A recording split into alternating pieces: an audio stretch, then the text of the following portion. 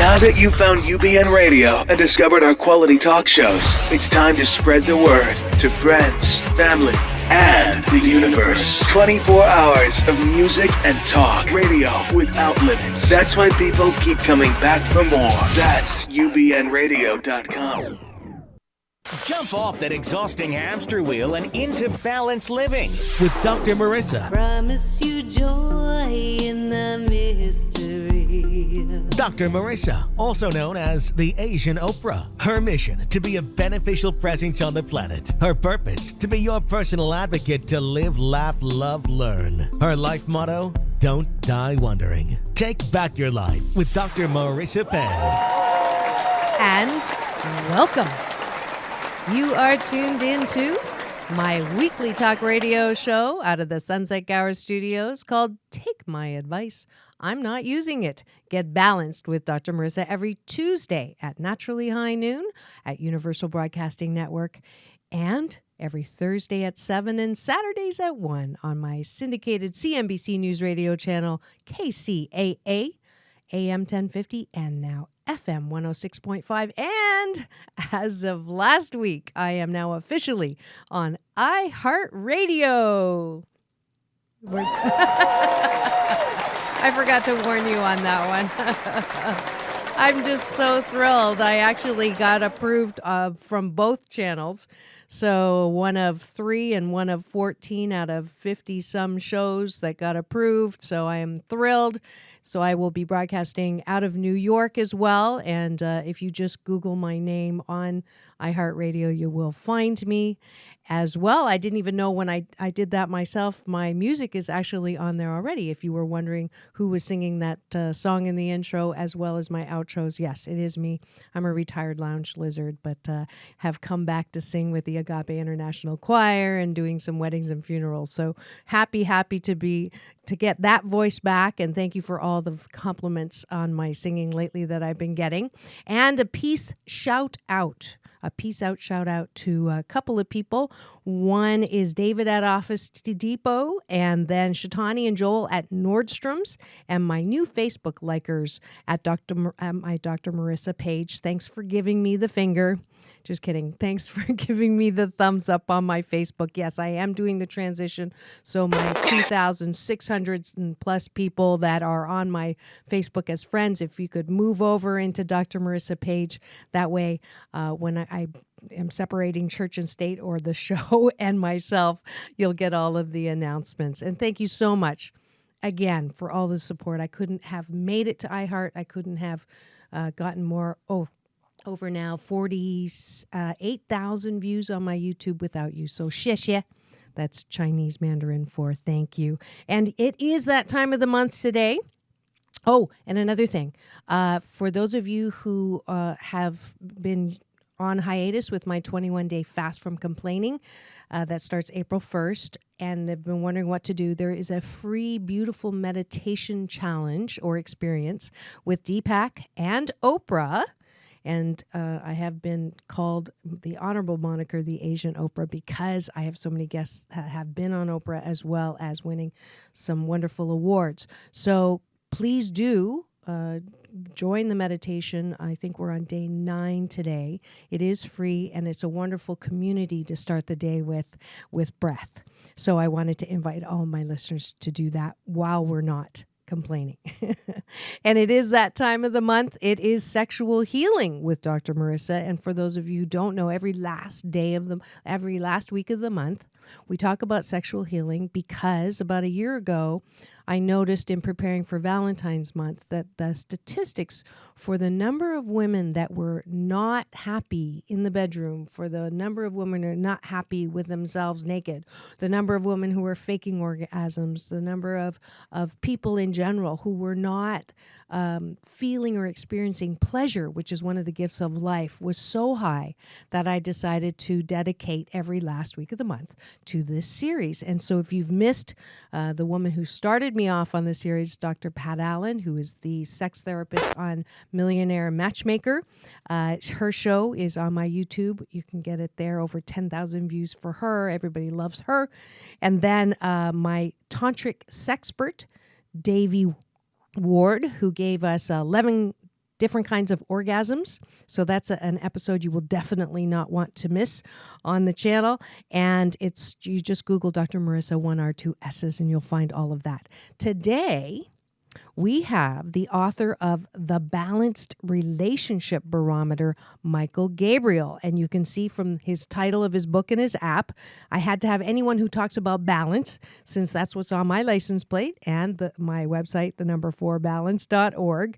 And what's most interesting to me is that his impetus to write the book and create the app, which houses relationships, tools, tips, and guidelines, it came out of the effort to alleviate the pain of a divorce and to help reduce the need for explanations like the one he had to give to his 7-year-old daughter on why daddy was leaving home.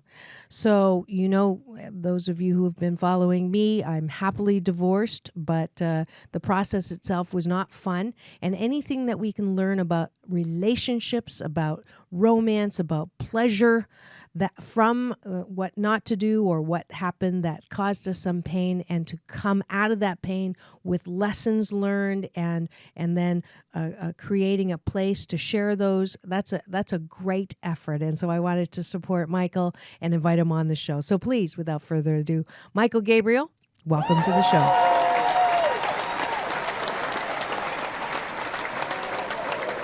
All right. How's that? Doesn't that make you feel special? It does.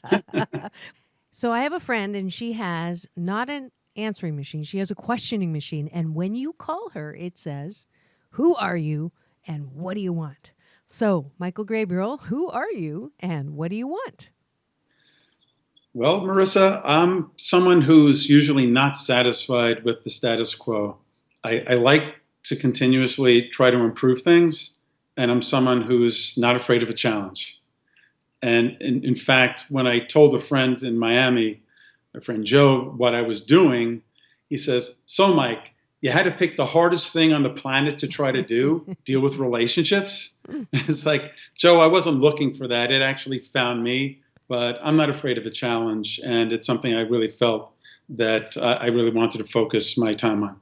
So you're a person, and you were actually you're still an executive. You came from a media technology background, you mentioned?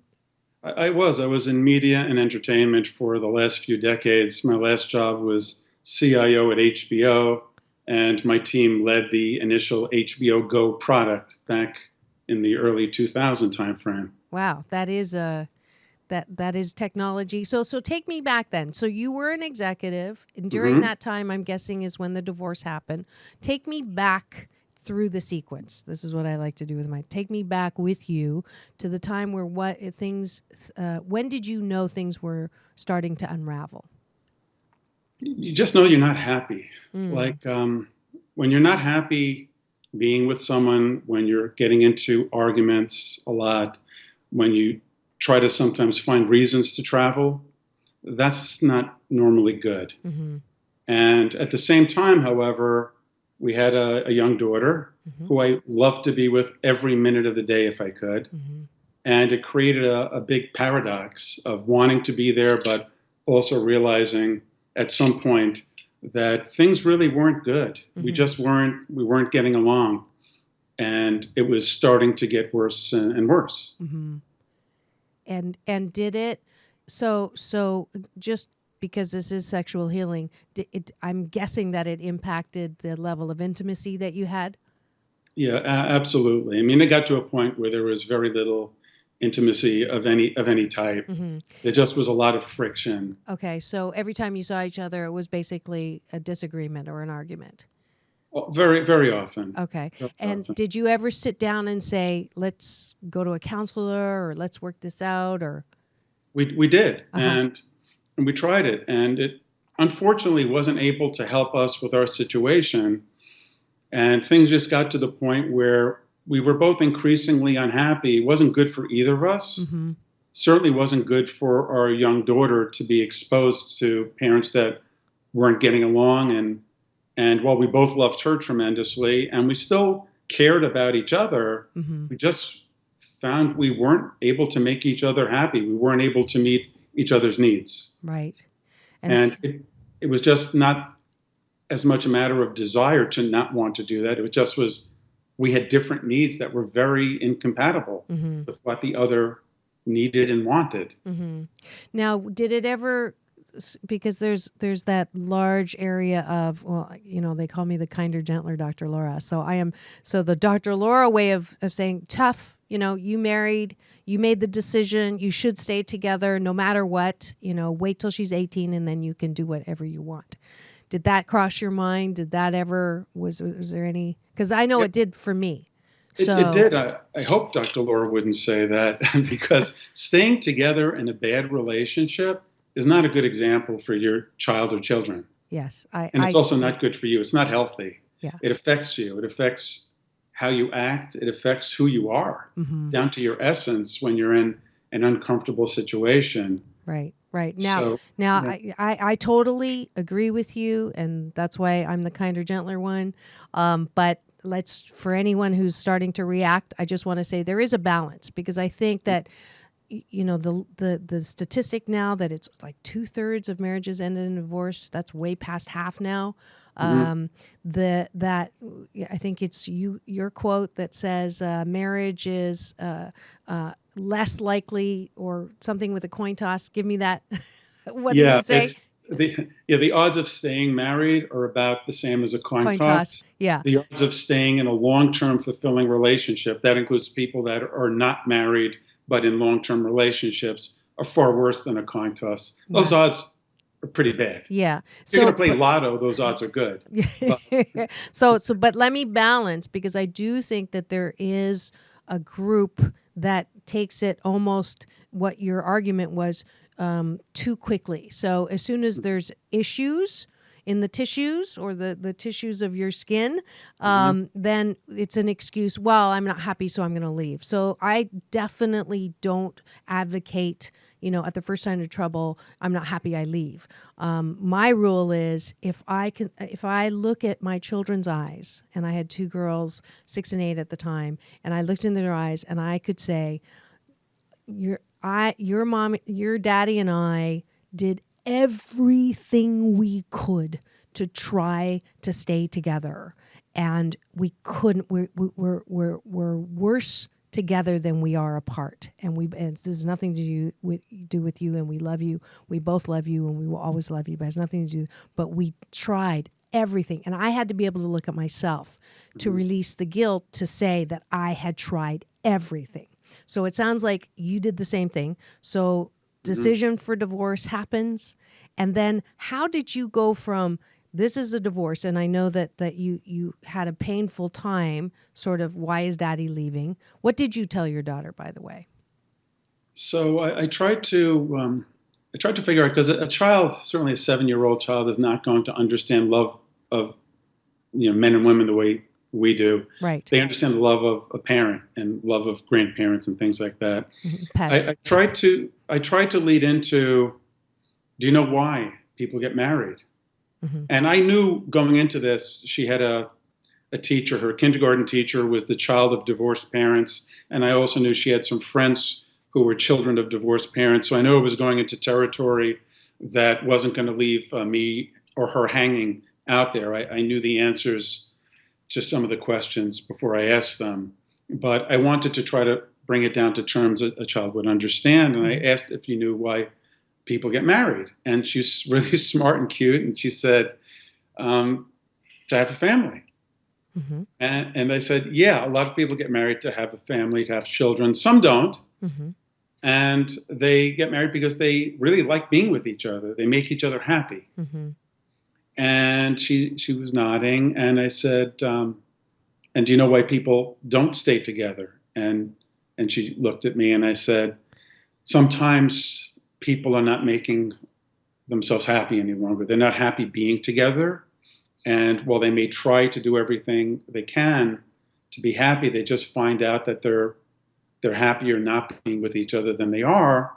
And when that happens, sometimes people get divorced, like some of her friends did, and like her teacher did. And someone, actually it was the CEO of HBO, told me when I was going through this, make sure your child understands it has nothing to do with them. Correct. that you love them more than anything. Right. And they were not the problem. In fact, they were the reason you stayed together, maybe even as long as you did. Yeah. And that was really good advice. And the first thing she said, and I shouldn't say this, but first thing she said was, so I'm not going to hear arguing anymore. Oh, ouch. Validation there. Yeah. Yeah. And that was like, no, you're not going to hear arguing anymore. And that really let me know that it's not like we were arguing nonstop. Right. But it was enough. Whatever it was more than it should have been. Right. And it was more than a child should be exposed to. And it really affected her. Yeah. And that really got me thinking as I was moving out and trying to understand, how could this happen? Right. Like, how do you date someone? Because most relationships start off good. It's not like you start off in a bad relationship. They almost all start off well, and they continue well for a while. Some people get divorced after being married for 50 years. You think, like, what's up with that? Right. But things happen. They suppress things that they want, and they can't take it any longer, or they tolerate things that they don't want, and then they can't take it any longer. Everyone has their limit. Everyone has the degree to which they can go. And I really tried to contemplate and think, like, what went wrong? Like, how could you go through all that dating and even living together and engagement and marriage and have a child together, and then find out that you're just not right for each other, not because you're doing bad things to each other, but you're just not right in terms of what you're looking for in life and what you're looking for from a partner. Yeah. And that's where many, many people go. And if you're wondering who I'm talking to today on Take My Advice, I'm not using it, Get Balanced with Dr. Marissa. It is Michael Gabriel. He's the author of the book and the app called The Relationship Barometer that came out of his own experience being married, having a 7-year-old daughter, and realizing that marriage wasn't working. He was not happy. His wife was not happy. And so out of all of that, he has come out with this app that measures how your relationship is going and how you are picking people. So I wanted him to go through this whole, what am I looking for? What am I? So you decide that the marriage isn't working, and most people, and I heard this statistic that most men actually get into a second marriage faster and more often than women do, because they desire that relationship. So your book and app actually help with the process so that you don't make the same kind of mismatch or selection again. Is that about right? Yeah, it is. And that goes back to my nature when you asked who I was. Right. I mean, I'm an analytical person by nature. I like to solve problems by nature. I need to understand things. And I needed to understand this. I needed to understand, were there things I didn't see that I could have seen? Were there things I saw that maybe I ignored and swept under the rug and hoped would get better? Like, what were the dynamics that actually happened? Partly to help myself, to self-reflect and try to self-heal, try not to make a similar mistake, but also to try to be able to help my daughter not make a similar mistake, to try to see if there was any insight I had. Right. And usually over a scotch and a cigar on my porch, I would take notes about things I loved and things I didn't, and certain dynamics of relationships. I just started taking notes just to try to learn and to try to have some hints, maybe some guidelines for her. Right. So let's put this to practice. And I'm your new client. So I am single, and we're going to do this together, but he's dating someone, so he can't play. But I'm going to play. and based on your app, and I downloaded it yesterday, and I took a look at it. My picker. So let me just go back at one little thing I want to present or suggest. You say mistake. and you don't want to make a mistake again. I'm too positive for that. I really would like to reframe. I don't believe that divorces are mistakes. I don't believe that you made a mistake when you chose or stayed in that relationship and had a beautiful 7-year-old. I don't believe That isn't a mistake. No, Absolutely. it is not a mistake. That's a gift. So for me, it was a chapter in my book and your book of romance, separate books, that resulted in both the knowledge and the problem solving, the information that you came out with, as well as a beautiful 7-year-old and my beautiful 16 and 18-year-old.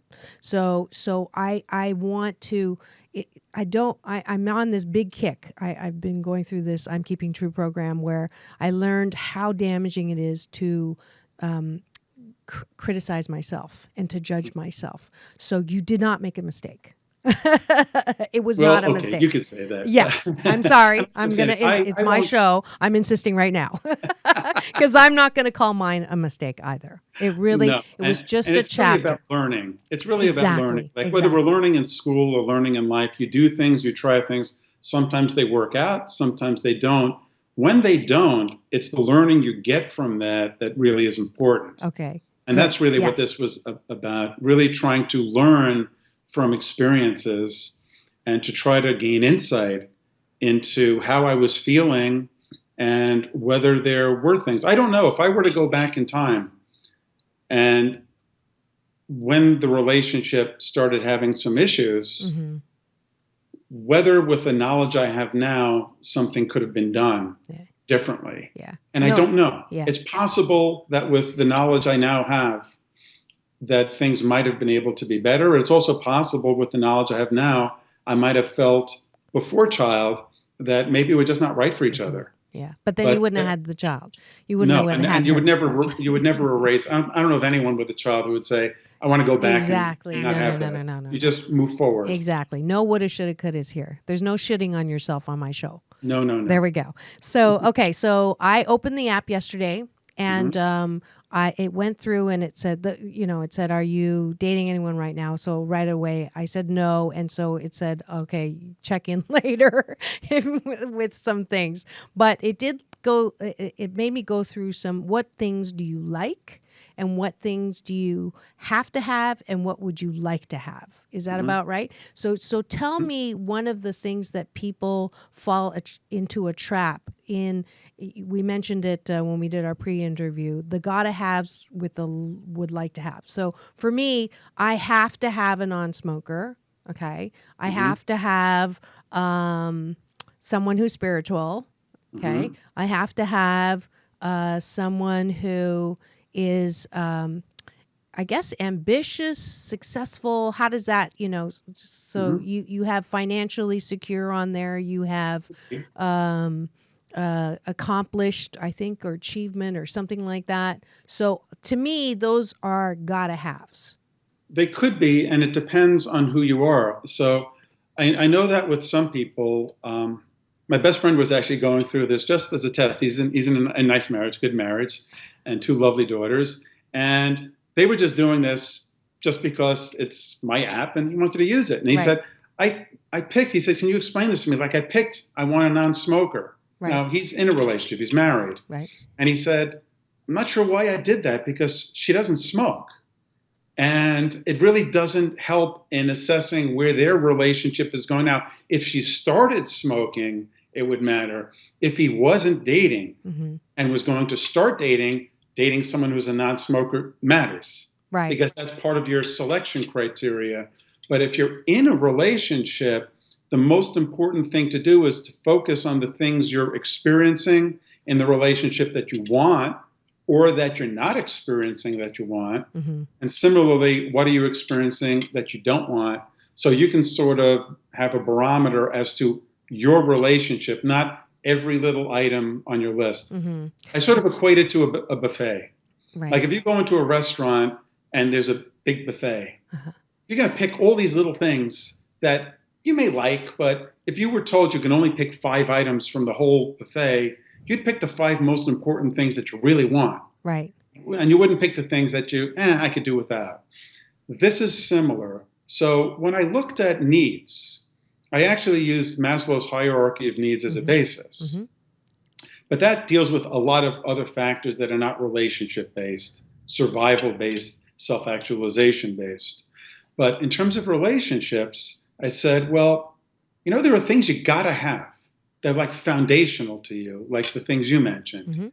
And it may not be financially secure. That may be something that doesn't really matter to you at all, as long as you can survive and make a living.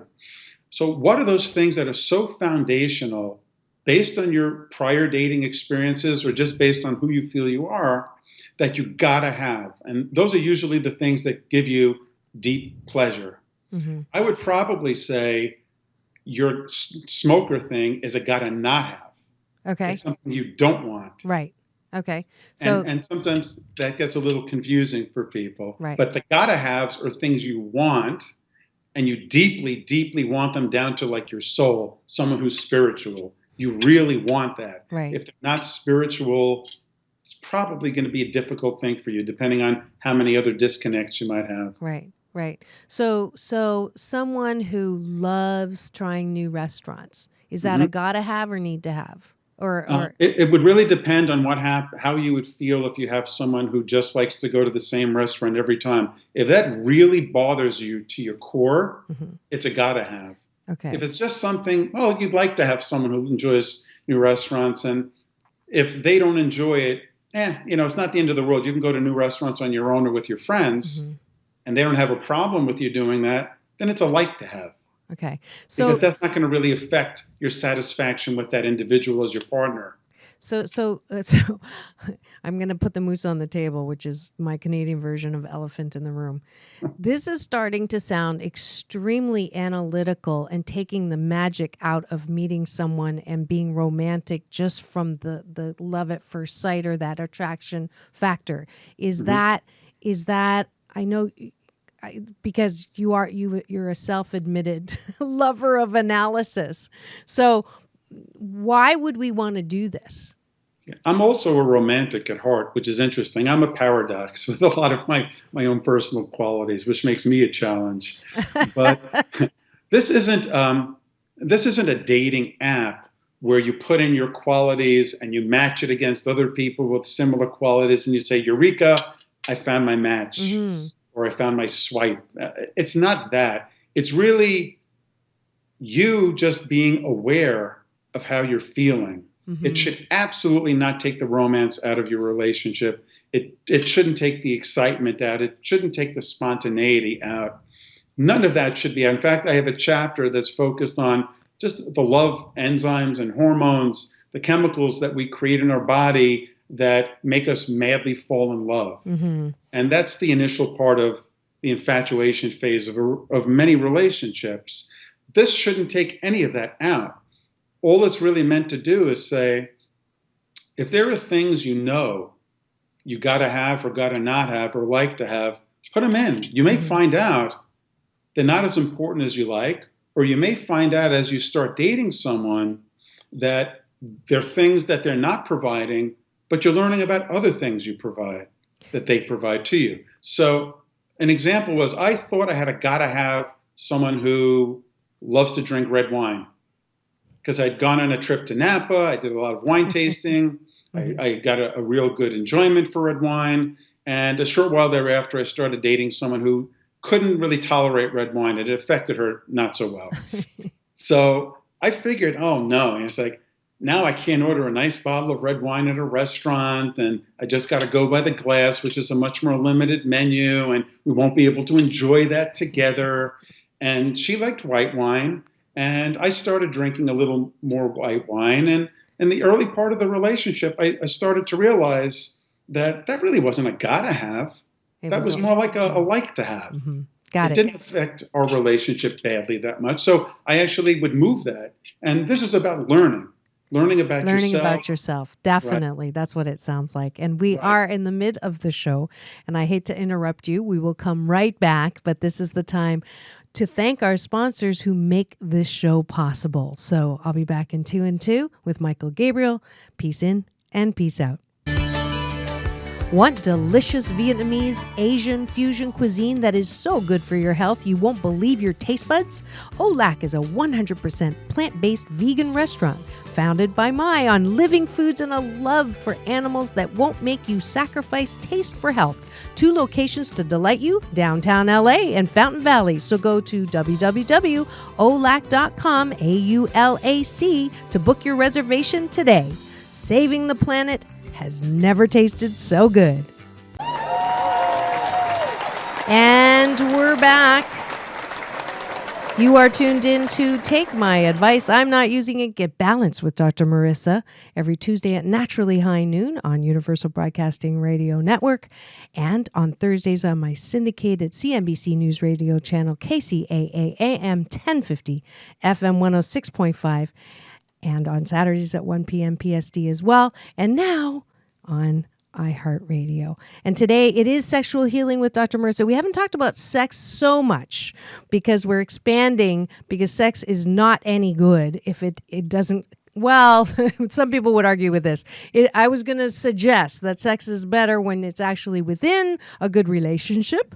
And that's certainly what I would like to advocate. And that intimacy with the right partner, not right, with a partner who gets you and you get them and have the gotta haves that you have outlined in the app, that makes for great sex. So would you agree with that? Definitely. No doubt about it. In fact, a gotta have for me really is having that physical chemistry. Mm-hmm. It just really makes a difference. It's something I want in a relationship. Most people do. Mm-hmm. Not everyone, and everyone has different needs about what they're looking for. Yeah, but sex is definitely one of those areas where I think instead of seeing it as just a fundamental part of the relationship, to see it as the absolute fabulous part of a relationship, I think is one of the reasons why I wanted to do this particular series. Is I meet so many women who say that part of me's over, or it's overrated, or I'm too old, or I've already had that part. And the aliveness that comes from having sex with a partner that is one of the things I liked the way you described on your app is they really get you. They appreciate who you are. They are attentive to you. They listen to what you say. You return that favor. Then that kind of chemistry and that kind of excitement that becomes, titillating, I can use that word, and delicious, that's what you want in a relationship, right? So to balance out all of the, well, he doesn't do this or she doesn't do that, or if we can make it to the bedroom to have that connection, mm-hmm. then some things do go from the gotta have to the like to have list. They might, although I think we'd probably all agree that if you have a really unhealthy relationship other than the physical aspect of it, that's not going to give you that balance. Yeah. That might keep you with the person because you're feeling emotionally or physically tied to them, or you feel like you've made an investment with them in terms of just your own soul, your own body. Mm-hmm. But that's not going to make a bad relationship good, although it could make a good relationship better. Mm-hmm. And it is all about that balance. And that's really the key. That's one component, and it could be a gotta have. You could also have aspects of love and sex that are gotta not haves, mm-hmm. things you don't want, that you don't like. And if your partner does, that could be a potential conflict. So it's really an understanding yourself and what you're looking for or not, and understanding what your partner's looking for or not, and communicating about it and learning. Right. And now you've been quoted, love is blind, but you don't have to be. Love that. So what are most people blind about? Oh, they're blind about sometimes so much. I mean, there's a reason why the divorce rate is a coin toss and long-term fulfilling relationships are a lot worse than that. The odds are really weighted against us. Mm-hmm. And there's a reason for that. And I don't think it's because people are just incompatible by nature. I think it's because we're not aware. So, for instance, there's one woman who used the app, and she was in her mid 40s. She'd been married a while, and she actually used it even though she felt her marriage was good. And she said, I used it, and she was one of our beta testers initially before we launched. And she wrote, I thought my marriage was good, and I was waiting for the shoe to drop on what she was going to say next. But she said, after using the app, I found that it's even better than I thought. Because she was now aware of all the good things her partner did for her, the little things, the attentive things, the supportive things, helping with the household, helping with the children, the things he said to her, the nice things he did for her. She was just taking for granted. So she knew that she was happy, but when she started being more aware, she was even happier. That's great. That's and great. I was really happy to see that. Yeah, that was totally better than the opposite. Yeah, but then I did have someone on the opposite side, Okay. and she was in a similar situation, although the total polar opposite. She was also of similar age and in a long-term marriage, and she said, my marriage is terrible, and it's a really bad marriage. And she said, after using the app, it showed me how bad it is, and it made me feel even worse. But I had another woman who was in a comparable situation who said, by using the app and reading the book, I was more aware of the things we needed to focus on and that we needed to work on together. So you could either take it as, this is everything that's wrong, oh, this is really terrible, and be miserable about it and just stay. Or you could try to actually identify what exactly is making you feel bad. Right. What are the things you want you're not getting? What are the things you're getting that you don't want? How often are those things happening? And pick one. Pick something that you could work on with your partner and ask them too what you can do to make the relationship better for them. Because it goes two ways. It's not about quid pro quo always. I do this and you have to do exactly as much for me. Otherwise we're unbalanced. It's not really about that.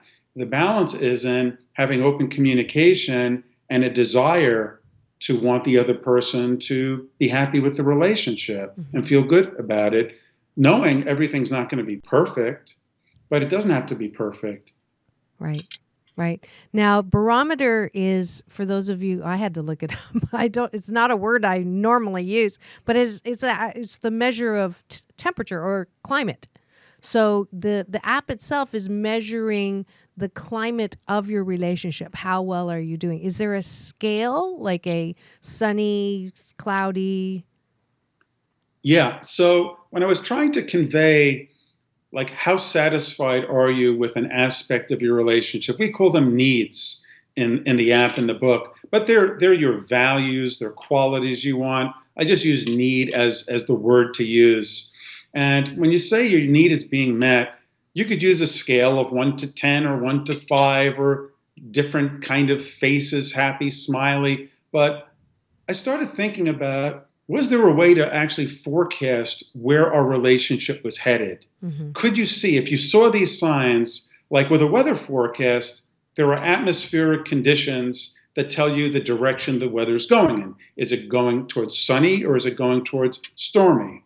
And I said, in a similar way, there were relationship conditions that could probably tell you where your relationship looks like it's headed. And I decided to use the weather metaphor because most people know sunny's good, stormy's bad. Tornadoes on one end of the scale for me. Tornadoes the worst. Right. Totally sunny's the best. And there aren't that many in the middle. There are just a few different weather symbols, and it's about approximation. A weather forecast, as we all know, is not exact. Yeah, I call them nowcasts, by the way.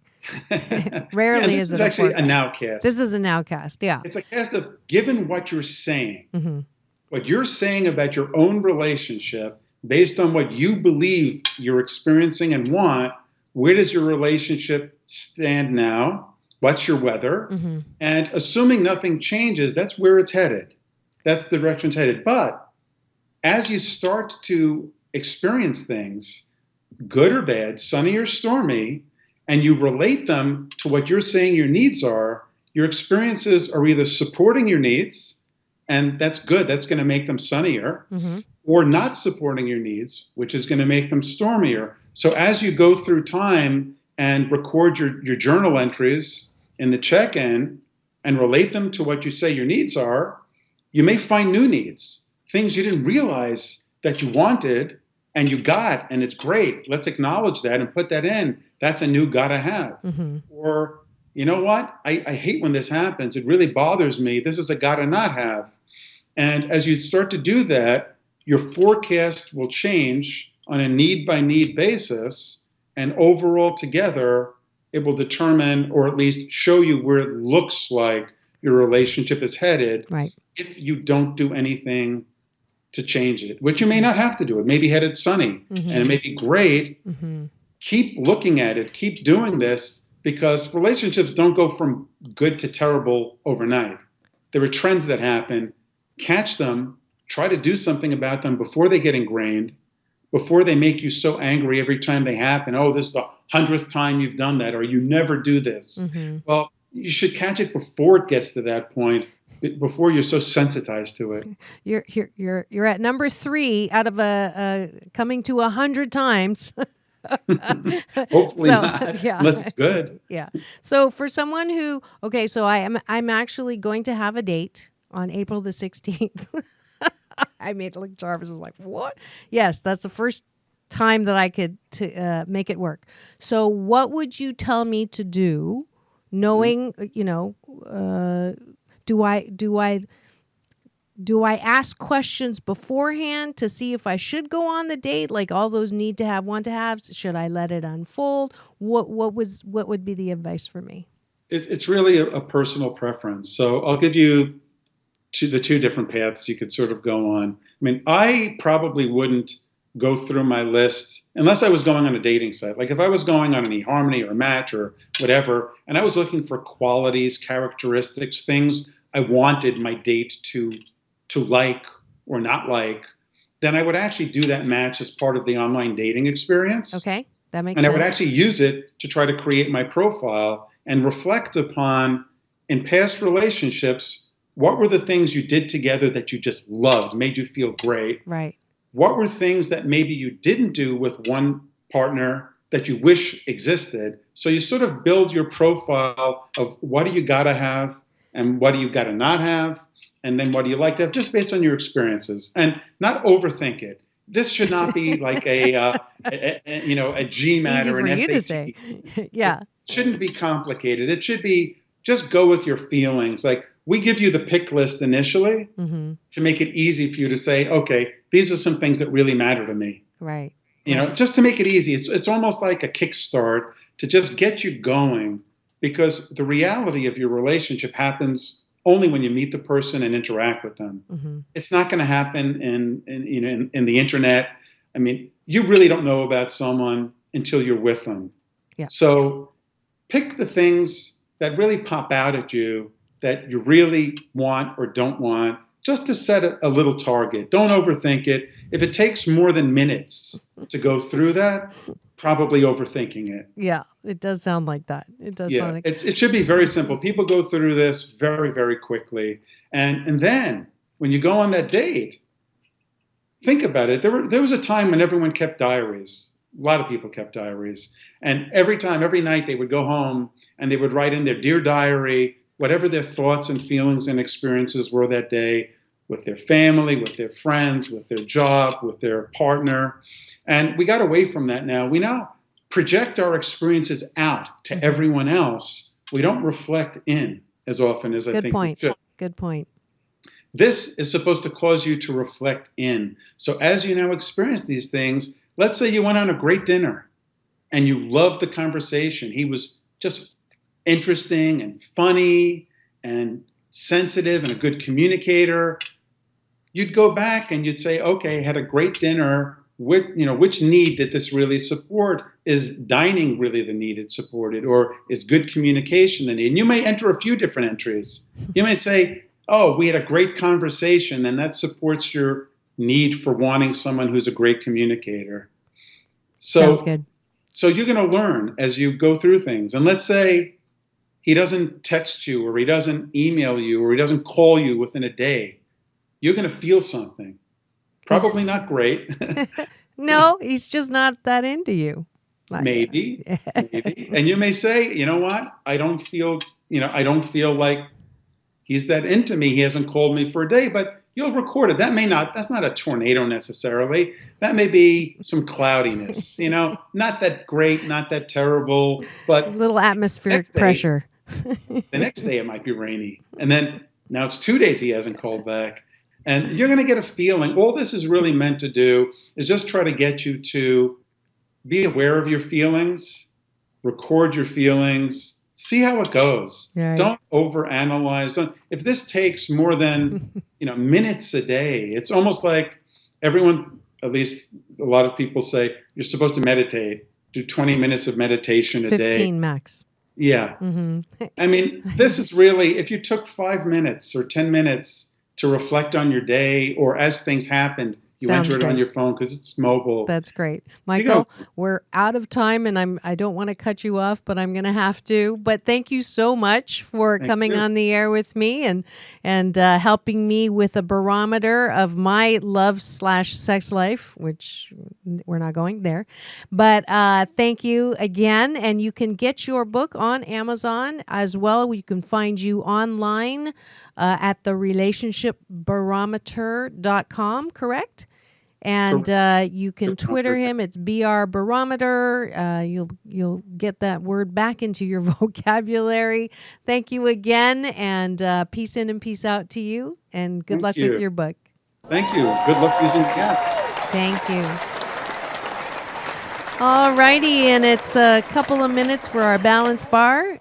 Coming up again, one of the sponsors, I am going to be for the Newport Beach Film Festival. I'll be giving away tickets in April for the Chinese Spotlight film that I get to introduce, and the gala afterwards, which is always fantastic. So stay tuned for that. Round 58 of the 21-day fast from complaining with Dr. Marissa starts April 1st. No joking. Get your app now and register so you can win a free 52-card pick-me-up Stacking the Deck for Life Balance with Dr. Marissa that valued at $10, like Janina Arvada, Eva Atkinson, and Daia Jordan have already won. You have to not complain for 21 days. And the Sedona savings of $200 for the weekend, May 14th and 15th, balance renewal, retreating yourself with me, ends April 1st as well. If you want to work with me releasing that unforgiveness of the issue or the person or the situation that keeps you from being happy, 88% of the time, you'll want to register now at forbalance.org. And if you're free this Saturday night, join me at Agape. We will be singing with the choir for James Von Prague, the medium, internationally world-renowned. So go to agapelive.com to register for that. Next week, we're going to have the Guinness World Book of Records holder for memory as my guest, Dave Farrow, who incidentally was born in my hometown of Kitchener-Waterloo, Ontario, Canada. It's a small, wonderful world. No degrees of separation anymore. He's going to give us some tips on remembering and using our brains more efficiently, and how a boy who wasn't expected to live, diagnosed with ADD, has done way more than that. So very inspiring story. Tune in next week for another scintillating episode of Take My Advice. I'm not using it. Get balanced with Dr. Marissa Pay. That's P for positive, EI. And remember, it's all about balance. Peace in and peace out.